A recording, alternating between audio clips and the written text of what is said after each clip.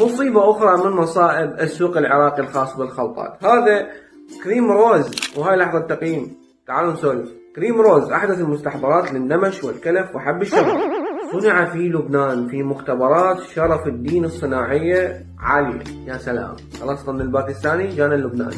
اوبا، حاط لك الورقة جوا القبض. يدهن الوجه دهنا خفيفا كل مساء قبل النوم لمدة أسبوعين. بعد نقاوة البشرة يدهن مرة أو مرتين في الأسبوع. الكريم اللي معامل الوجه على أنه هو صمونة، يساعد على تنقية البشرة خلاصة 70 عاما من الأجهزة.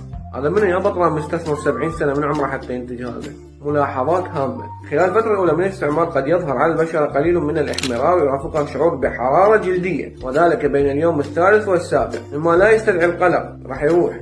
للحصول على نتيجة أفضل ينصح بغسل الوجه صباحا ومساء بصابونة روز. عند تصنيعه يكون لون الكريم فاتح، مع مرور الوقت يصبح لونه قريب إلى بني غامق يتحول إلى قرشي. ينصح بعدم التعرض للشمس خلال فترة الاستعمال. همينا ما كاتبين المكونات، نفتح ونشوف. المرة تختلف، المرة أخضر. اللي بشرته دهنية بعد الاستعمال راح ينتحر، يعني هذا عبارة عن دهن وريحة ما ادري شلون. والتقييم النهائي لخلطة روز هاي الحلوة 0 من 10.